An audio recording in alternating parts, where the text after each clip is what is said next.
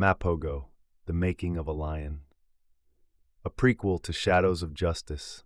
Chapter 1, The Blood That Started It All. The streets of Holygrove, New Orleans, pulsed with life, but 14-year-old Levi Livingston moved through them like a predator in training. He had learned early that survival wasn't about being the strongest, it was about being the smartest. His father, Samuel Livingston, was both, a man who commanded respect without ever needing to demand it. Levi admired his father's presence, the way people lowered their voices when he spoke, the way no one dared cross him. But in Holygrove, power wasn't permanent, it was borrowed, and someone was always looking to take it back. Samuel stood outside their shotgun house, exchanging nods with men who had once been street soldiers but now swore by his leadership. Levi walked up the porch steps, his father's watchful eyes scanning him like an open book. "Boy, what'd I tell you about keeping your head on a swivel?" Samuel asked, his deep voice smooth but firm. Levi nodded, glancing both ways, already understanding what was unsaid. He was young, but he wasn't blind to the shifting tides in Holygrove. Power was a dangerous thing to hold. Inside their home, the scent of Lenore Livingston's good cooking filled the air, warm and familiar. The walls were lined with pictures, family, old neighborhood barbecues, faded portraits of men who had fought and lost for their slice of the world. Lenore sang old Anita Baker songs as she cooked, blissfully unaware that this night would steel the foundation of their family. Levi sat at the dinner table, but his father didn't join him immediately. Instead, Samuel lingered outside keeping watch, always one step ahead of trouble. The night air was thick with humidity, the sounds of cicadas blending with the distant murmur of voices from the corner store. Levi lay in bed, listening to the rhythmic pattern of his father's voice outside. The words blurred together, but the tone was clear. Samuel was warning someone. Tension seeped into the night, clinging to the air like the lingering scent of sweat and gunpowder. Then, gunfire. Chapter 2, The Night. Everything changed. The sharp crack of bullets shattered the stillness, a brutal contrast to the warm, familiar world inside. Levi bolted upright, his breath ragged, his young mind struggling to process what he had just heard. Lenore's scream followed, a raw, instinctive sound that cut through his chest. He sprinted through the house, his bare feet slapping against the wooden floorboards. When he reached the door, his world collapsed. Samuel lay sprawled on the ground, his body still, blood pooling beneath him like spilled ink. Standing over him was Dre Shark Boudreaux, his gun still raised, a smirk twisting his face. The streetlights cast long shadows, stretching Shark's frame into something monstrous. He flicked the safety on his pistol and spat onto the ground, his gaze locked onto Levi's. "You should have stayed in your place, old man. This ain't your block no more," he said, his voice laced with amusement. Levi dropped to his knees beside his father, his hands trembling as he reached for him. Samuel coughed, the movement sending fresh waves of blood from his lips, but his grip on Levi's wrist was strong. His eyes, dimming but still fierce, locked onto his son's. "A lion don't answer to no jackal," he rasped, his breath shallow. "Be what they fear, son." Those were his final words, a commandment, a prophecy. Levi didn't cry, he didn't scream, he just watched as Shark and his crew disappeared into the night, laughing, victorious. Something inside him twisted, broke, then reformed into something colder. It wasn't grief, it wasn't even hate, it was resolve. At first, he tried to drown the pain in routine, going to school, pretending the world hadn't shifted. But the rage didn't let him sleep, and soon, fists became his language, the only way he knew to speak in a world that had stolen his father. Chapter 3. The Making of a Fighter. Holygrove didn't mourn Samuel Livingston the way it should have. People lowered their heads, whispered about the change in power, and kept moving. But Levi didn't move on. He transformed. At 15, he started fighting, not in anger, but in discipline. He learned control, learned how to channel the storm inside him into something lethal. The first fight came in a back alley behind Charlie's Liquor. Levi was 15, and his opponent was a 19-year-old corner boy who thought his size would make up for his lack of skill. But Levi wasn't just fighting, he was hunting. He moved like a predator, waiting for his opponent to make the first mistake. And when it came, he struck fast. His fists were methodical, breaking ribs with precision, his knuckles soaked in the lesson of his own fury. By the time the boy hit the ground, Levi was already walking away, his reputation beginning to take root. Over the next 2 years, Levi fought anyone willing to test him, and some who weren't. He didn't fight for money or status, he fought for control, for the feeling of making men fear him the way they once feared his father. His name started to spread beyond Holygrove, whispered in barbershops, spoken with equal parts respect and caution. "That Livingston boy ain't right," they'd say. "He don't fight for pride. He fight like he trying to send a message." The message was simple. Levi Livingston wasn't to be played with. By 18, he had stepped beyond just back-alley fights. He trained in secret, learning how to use a blade, how to disarm a man before he could pull his gun. He didn't just fight anymore. He studied violence the way others studied books.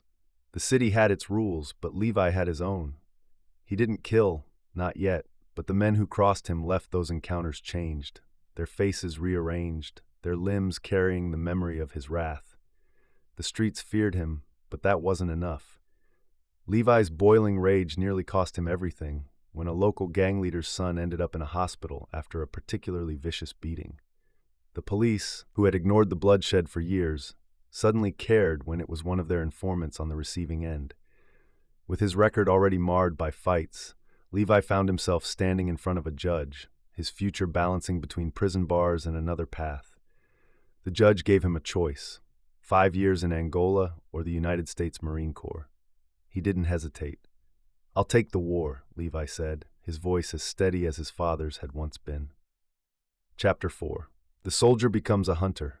Paris Island was designed to break men, to strip them down and rebuild them into something else. But Levi arrived already unbreakable.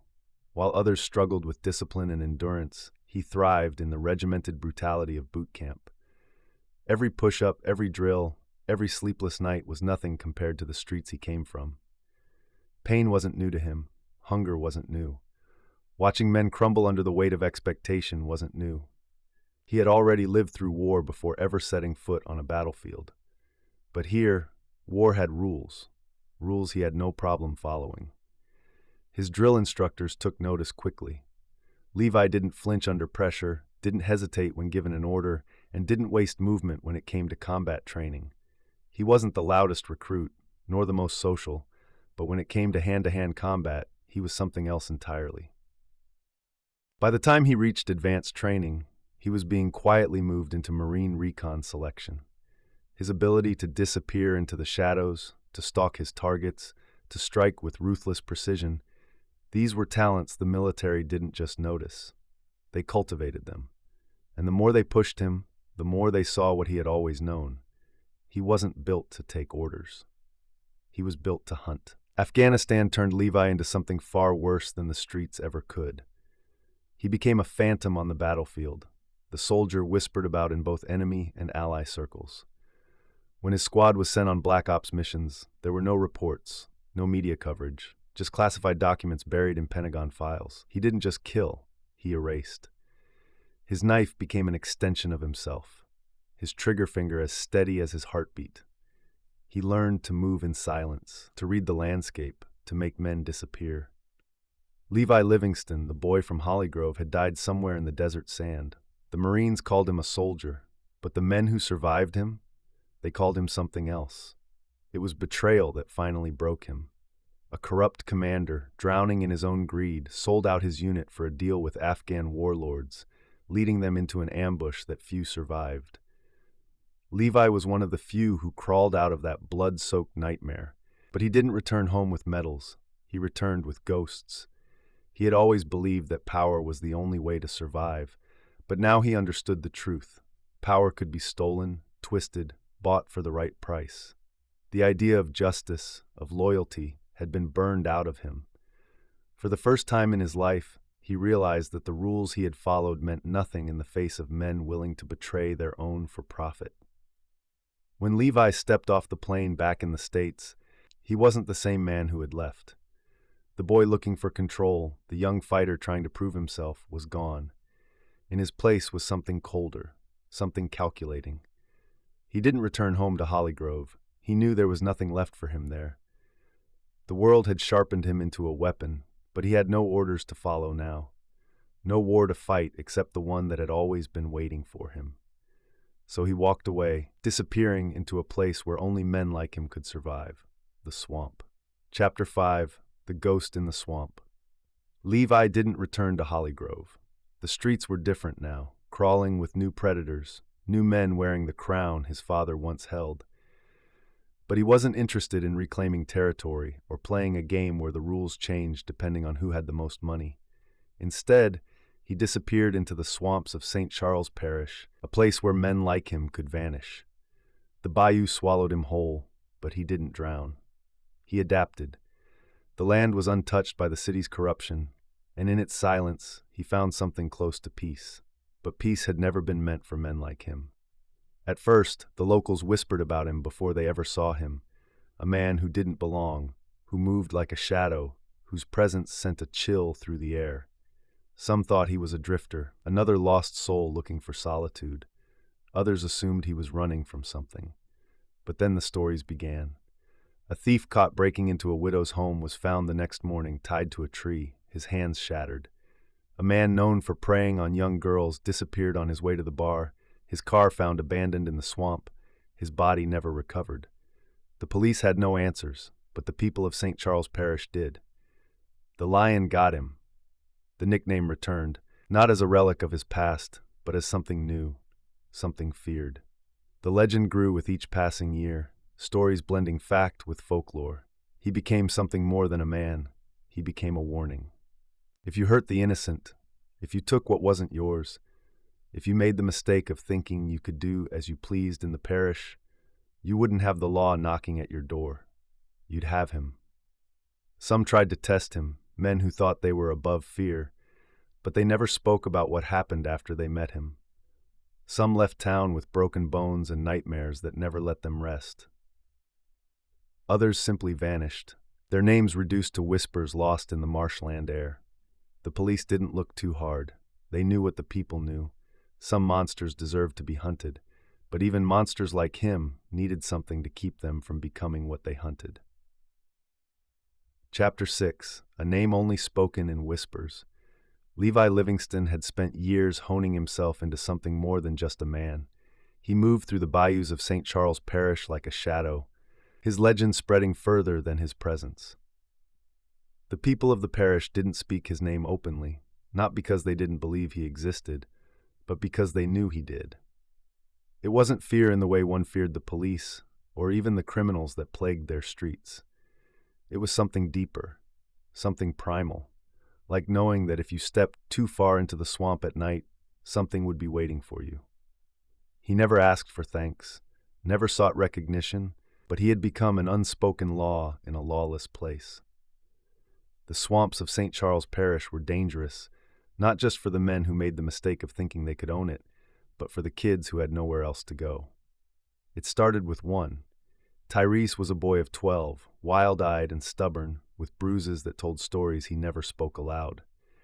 Levi found him one evening, trying and failing to snare a rabbit with a broken trap. The kid had guts but no knowledge, hunger but no patience. He was trying to survive in a place that ate the weak, and Levi had seen too many boys get swallowed whole by the world. He didn't speak much at first. He just fixed the trap, showed Tyrese where he went wrong, then walked away. But Tyrese came back, and then another boy, and then a few more.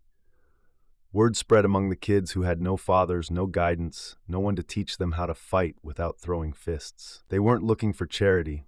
They were looking for a way to stand on their own feet. Levi taught them what the swamp had taught him: how to track, how to move unseen, how to fight without wasting energy. He taught them discipline, how to think before acting, how to defend what was theirs. But more than that, he gave them something the world had denied them: direction. It was the only thing that kept him from falling into the abyss. But even legends could be tested. One night, word reached Levi of a man named Curtis Randall, a drifter who had taken to hiding in the parish after running from something uglier up north. Randall wasn't just another criminal, he was something worse. Women had begun disappearing in nearby towns, their bodies never found, their families left with only questions and grief. It was the kind of evil Levi had no patience for, the kind that festered in darkness and thrived on silence. When the whispers grew louder, stories of young girls vanishing, of Randall's smug face seen lingering near backroads and river docks, Levi knew it was time to act. Levi tracked him through the thick bayou, moving in silence, patient as a predator. He found him one humid night, sitting outside an old, rotting cabin on the outskirts of the parish, sipping whiskey like a man without a care in the world. Levi didn't announce himself. He didn't need to. By the time Randall realized he wasn't alone, it was too late. When the nights were quiet, when he sat alone by the water staring at his reflection, it was the thought of those kids that anchored him. He had been made into a weapon, forged in fire and blood, and it would have been easy to become nothing but the predator the world had shaped him into. But the kids reminded him that he was more than just the violence he carried in his bones. One evening, Tyrese asked him why he did it. Levi didn't answer right away. He just stared into the fire, listening to the night sounds of the swamp. Then, finally, he spoke. A lion don't answer to no jackal. But even a lion got a pride. The boy didn't fully understand it then, but he would one day. And Levi? He didn't believe in redemption. But maybe, just maybe, the next generation wouldn't have to become what he had.